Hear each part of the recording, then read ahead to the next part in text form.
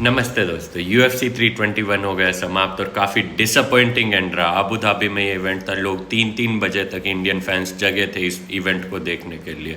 और जब main event no contest में एंड हुआ तो काफ़ी डिसअपॉइंटेड रहे फैंस ओवरऑल। आई पोक किया यहाँ पर सिरिल गान ने टॉम एस्पिनोल को और वो काफ़ी निराश दिखे इस पर। उनने इंटरव्यू में भी कहा कि आप मुझे बू मत कीजिए, मैंने आई पोक नहीं किया दोनों आंखों में। पर शुरुआत करते हैं मेन कार्ड की पहली फाइट से, जहां पर अजमत मुर्जाकानोव अगेंस्ट थे अलेक्जेंडर राकिच के पास रीच एडवांटेज थी 6.5 इंच की। यंगर फाइटर भी थे और फेवरेट भी थे बैटिंग ओड्स के हिसाब से। मुर्जाकानोव जो कि 15-0 हैं, अनडिफिटेड है अभी तक अपने यूएफसी करियर में, दूसरी बार एज अ फेवरेट नहीं उतरे थे इस फाइट में, वो अंडरडॉग उतरे थे। और फर्स्ट राउंड में उनने अपनी अनबिलीवेबल पावर दिखाई जहां पर उनने नॉकआउट किया, और वो इस पूरे मेन कार्ड का ओनली नॉकआउट था यहाँ पर अलेक्जेंडर राकिच को। और अब टॉप 10 में उनने एक बड़े कंटेंडर को हरा दिया है। वो टॉप 5 लाइट हैवीवेट रैंकिंग्स की तरफ देख रहे होंगे वो डेफिनेटली, पर सिर्फ पावर काफ़ी नहीं होगी, उनको अपनी टेक्निक को इम्प्रूव करना पड़ेगा। दूसरी फाइट रही यहाँ पर आपके जेटन अल्मेदा और एलेक्जेंडर वॉल्कोव के भी। काफ़ी इंटरेस्टिंग फाइट रही है। यहाँ पर हमें कुछ ऐसा देखने को मिला जो जनरली नहीं दिखता है। जेटन अल्मेदा ने पूरी फाइट में उनका फाइट स्टाइल जो था, टेक डाउन किया, रेसल ग्रैपल करने की कोशिश की। वॉल्कोव इतने लंबे हैं, उनने लगातार एस्केप करने की कोशिश की। फर्स्ट राउंड यहाँ पर अल्मेदा ने ऑलमोस्ट टेक डाउन कर लिया था, लेकिन वो क्या कर रहे थे, टेक डाउन करने के बाद स्ट्राइक्स जो लैंड कर रहे थे वो वॉल्कोव लैंड कर रहे थे, और उनने लगभग 2 मिनट बचे थे तो फर्स्ट राउंड में रिवर्सल किया और फिर उनने ग्राउंड एंड पाउंड बहुत ही तगड़ी बीटिंग लगाई यहाँ पर फर्स्ट राउंड में जेटन अल्मेदा को। पर सेकेंड राउंड में अल्मेदा ने कम बैक किया, पूरा राउंड उनने कंट्रोल किया, ज़बरदस्त कंट्रोल दिखाया राउंड 2 में और वो अपने नाम किया। लेकिन राउंड 3 में फिर यही कहानी जब रिपीट हुई तो वॉल्कोव ने इतने ज़्यादा स्ट्राइक्स लगाए, वह अल्मेदा केवल टॉप पर थे टेक डाउन करने के बाद, पर स्ट्राइक नहीं लगा पाए वॉल्कोव को। और ओवरऑल इसकी वजह से स्प्लिट डिसीजन से ये फाइट रही यहाँ पर अलेक्जेंडर वॉल्कोव के नाम। थर्ड फाइट इस पूरे कार्ड की सबसे अच्छी फाइट रही in terms of UFC future. अगर हम देखें, उमर नूरमगोदोव ने मारियो बोटेस्टा को हरा दिया। भाई बोटेस्टा बहुत अच्छा लड़े, लेकिन इनफ नहीं रहा वो, मैं कहूँगा। उनने कोशिश की पर उमर ने लगातार टेक डाउन लैंड किए। तीनों राउंड उनने क्लियरली यूनानिमस डिसीजन से इस फाइट को जीता है।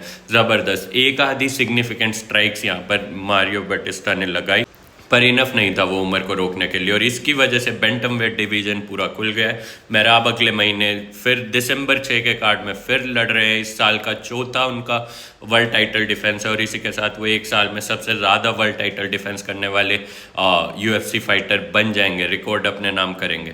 पर वो पीटर यान के बाद आई थिंक एक और टाइटल डिफेंस उनका बनता है। उन्हें लगातार रिकमेंडेशन मिल रही है उनके दोस्त इलिया टोपुरिया से कि वो वेट मूव करे, पर आई थिंक उमर से एक और टाइटल फाइट होगी, रीमैच एक और बनेगा उमर और मेहराब के बीच, और देखना होगा कि उस मैच में कौन हावी पड़ेगा।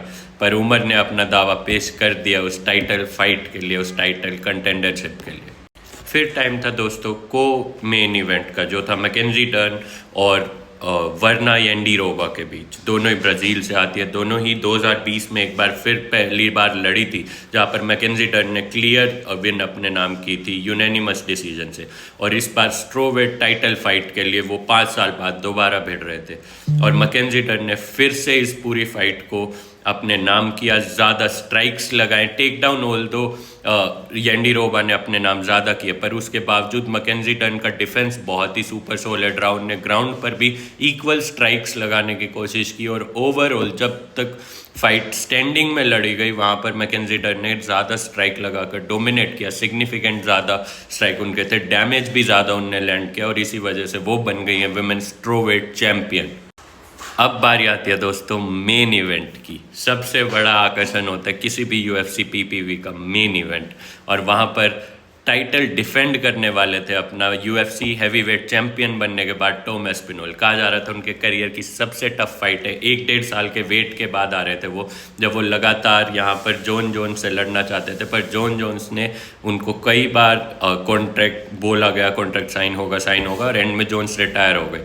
तो उनका मुकाबला हुआ नंबर 1 कंटेंडर जो अभी सिरिल गान थे उनसे, और सिरिल गान ने फाइट अच्छी शुरुआत की, मैं कहूँगा ख़राब नहीं थी, दोनों ऑलमोस्ट इक्वल चल रही थी फाइट, जहाँ पर फर्स्ट राउंड में इवेंचुअली ये मोमेंट हुआ, एक डबल आई पोक टॉम एस्पिनोल के ऊपर, और इसके बाद टॉम एस्पिनोल पूरे टाइम अपनी राइट आई से देख नहीं पाए, 5 स्टॉपेज टाइम पूरा यूज़ हुआ और उसके बाद इस फाइट को कॉल ऑफ कर दिया गया नो कॉन्टेस्ट के तौर पर।